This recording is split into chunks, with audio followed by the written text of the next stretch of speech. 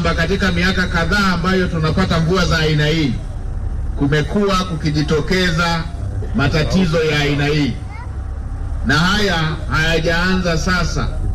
Ukiwafuatilia wenyeji wazee wetu hapa watawaambieni, na ukiwafuatilia wanahistoria wa nchi hii watawaambieni kwamba tangu reli ya mwanzo, ile reli ya Mjerumani, kulikuwepo na matatizo yanayojirudia yanayohusiana na masuala ya mafuriko mvua zinaponyesha.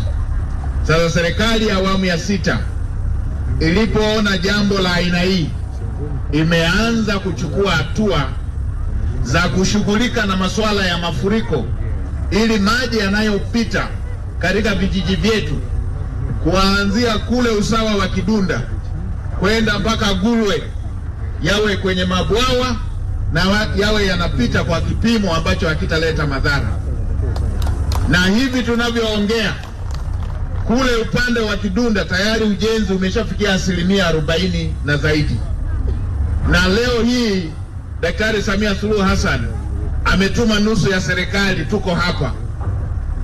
Tuna waziri mbunge mwenyeji, tuna waziri wa fedha, tuna waziri wa uchukuzi, tuna waziri wa maji, tuna waziri wa kilimo, na tuna naibu waziri wa mazingira, pamoja na wataalamu wengine kutoka serikalini, akiwemo katibu mkuu wa wizara pamoja na mtendaji mkuu wa TRC.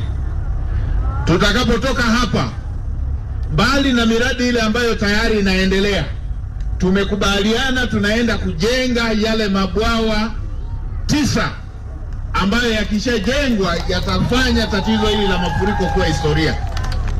Moja la Kidunda tayari ujenzi unaendelea, lakini bwawa la Kidete nimeambiwa na mheshimiwa mbunge mwenyeji, kaka yangu, mwalimu wangu, kule Rumuma, na mabwawa mengine 8.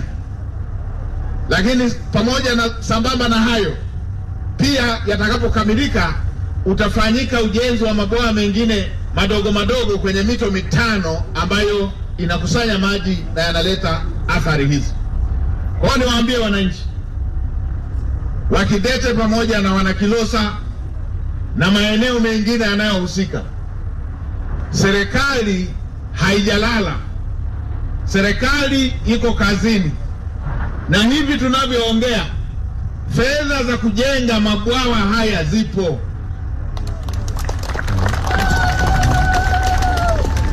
Ili muweze kujua kwamba hatujaanza kushughulikia baada ya mafuriko haya kutokea. Tumeanza kushughulikia masuala haya baada ya kujua kwamba huwa yanatokea kila baada ya miaka 3, 4 ama 5 inayojirudia. Ndio maana ujenzi wa bwawa lile kule tayari ni 40%, lakini ujenzi wa bwawa la Kidete pamoja na Lumuma tayari fedha yake ilishapatikana, na wale wataalamu wa kuweza kutengeneza design pamoja na mambo mengine ya kitaalamu ya kuweza kujenga mabwawa tayari wako kazini, na tunatarajia miezi kama 3 ijayo watakuwa wamemaliza.